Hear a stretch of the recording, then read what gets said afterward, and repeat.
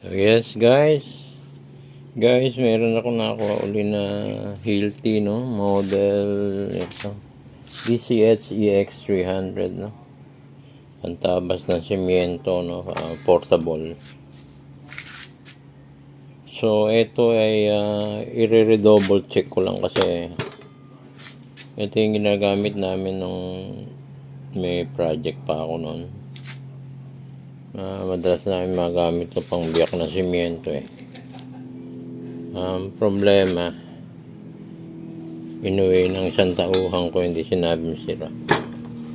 Nung ginamit namin ay lumiliyab yung armature. Na check ko to, i-double check ko ngayon kasi medyo hindi kaagad pwedeng desisyonan na katayin o i-junk to. Medyo mahal to baka naman masakali pang paraan. So ang first na trouble, armature yung motor hindi ko na tinignan. So guys, tanggalin natin yung tanggalin natin yung bala. Dito siya, yan.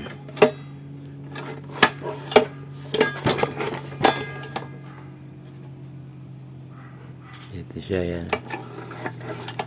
So guys, nandito push nyo lang to. Yan. Ayun. Yan. Ayan natin.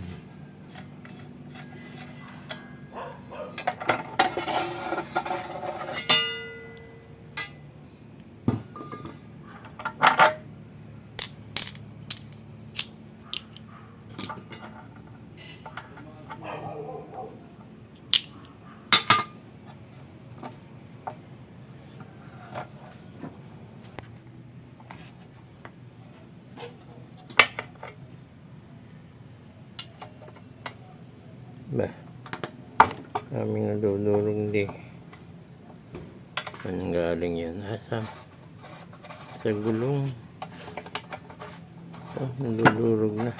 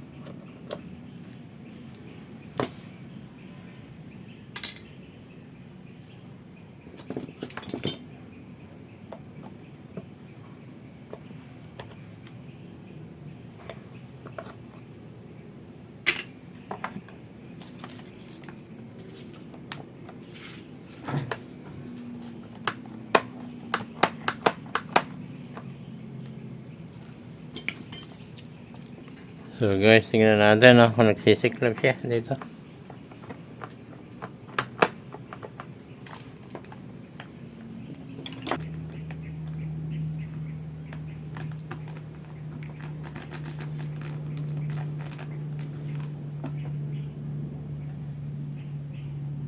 Ayan guys, tingnan natin kakasaksak na pala, sumasok mo na pala yun.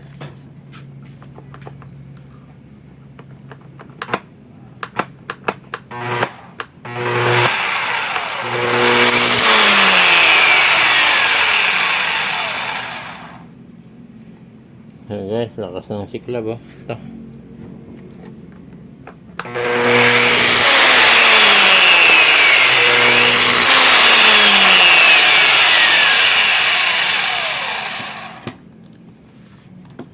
Yan sa ilalim ha. Sa kabila, tingnan natin.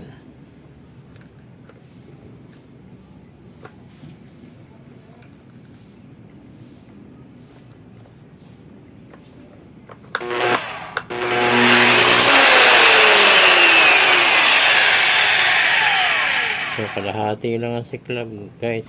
Dito sa kabila, wala eh.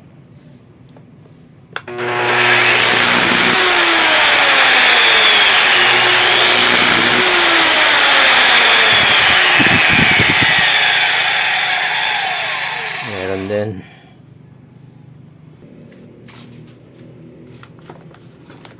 Hindi ko kagad mahatulan sa junk to, guys eh, kasi kumbaga sa gamit eh, napakamahal na ito eh. At saka de kalidad eh, branded ng mga Hilti. So tingnan natin ha, bababa ko yung armature dito, hugutin natin dito.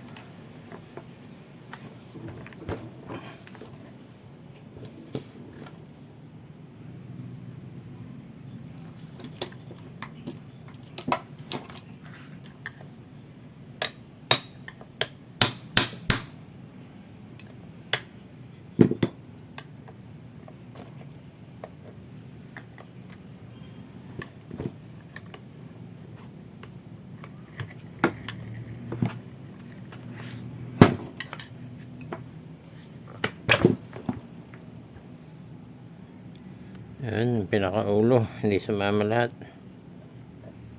Ito, okay ito, no? Malinis, kaya lang di na ito natamaan, no?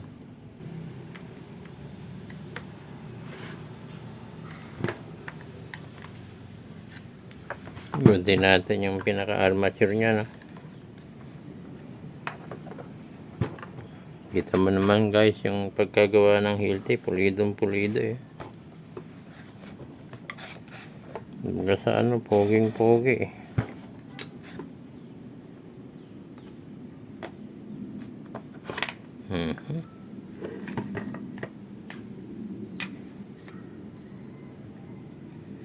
Nako.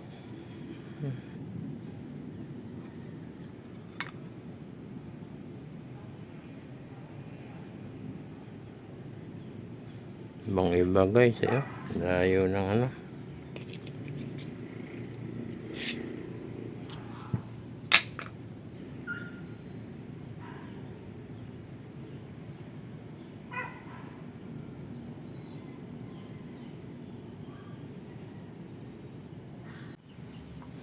So guys, buksan natin tong ano, no. Itong binuksan ko na. Tanggalin ko na itong ano, testingin ko sana itong motor. Ang problema yung isang wire lang nakita ko. Tigisa sila yung kapartner ng motor, dahil dalawa yan, nandito. So kahit ayaw mong baklasin, talagang mapipilitan kang baklasin lahat, no. So babaklasin natin lahat to. Saka ito naman, pag binaklas ko, pag ginugot natin, baka nandito naman eh, yung nandito lang yung kaduktong. So lahat na baklasin natin para walang maipit. Ito, unahin muna natin.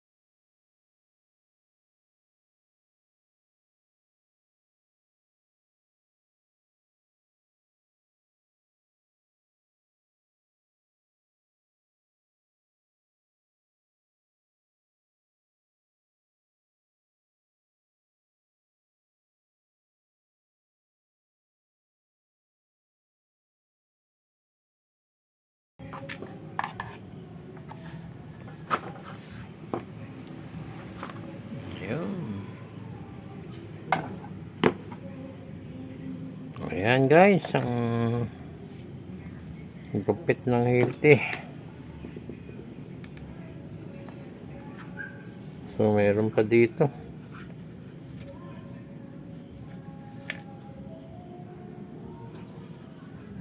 Meron pa siyang speed control nandito.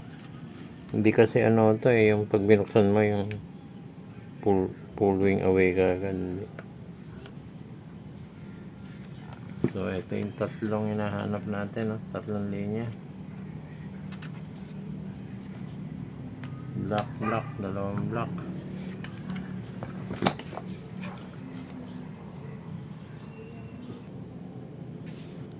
So guys, tingnan natin. Wala. Yun. 0.6 ang one motor, no? Nasa 0.6. Okay, dito tayo sa kabila. Ito naman tong isa.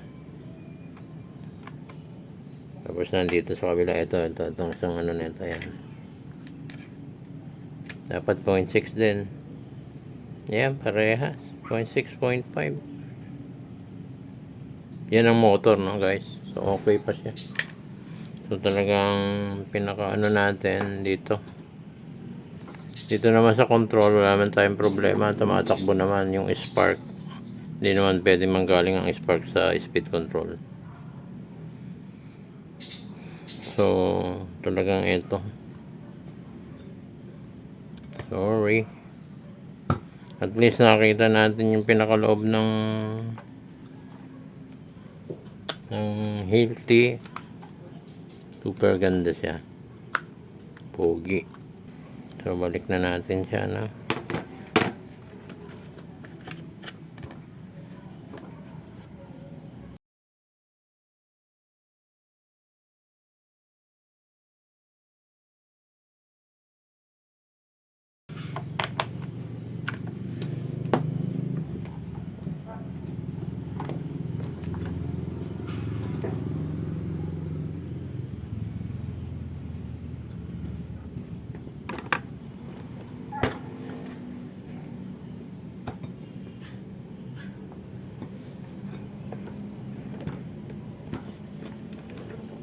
Guys, yan na lang. Yung marker natin, ayan.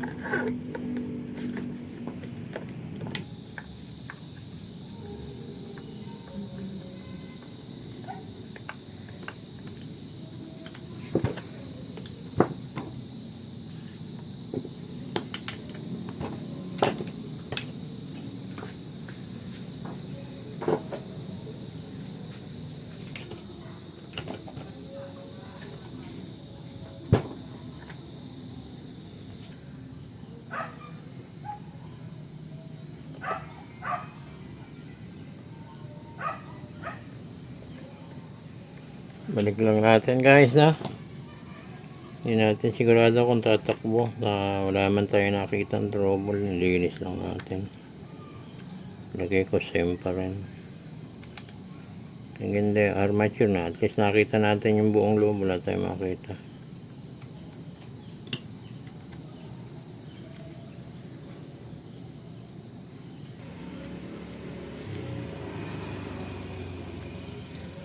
Okay na yan. Nakakontak na yan. So guys, testing. Maganda, wala. Wala natin pagtagalin to. Okay, tingnan. Hindi mo ko muna tatakpan to kasi para makita natin yung spark.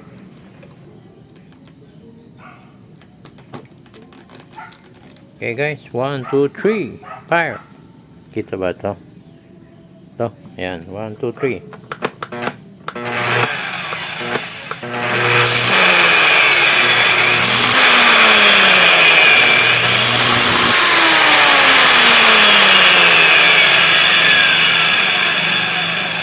Wala guys, same. So armature na.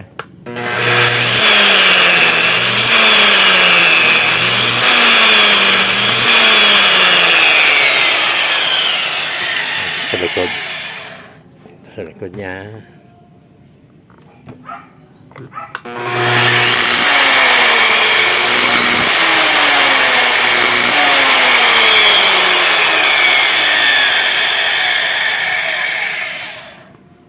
guys, change armature na, no? Armature na ito. Huwag na natin pilitin. Pag pinilit to, sunog lang din man eh. So guys, thank you for viewing. Please subscribe that TechMech channel. Bye. Thank you.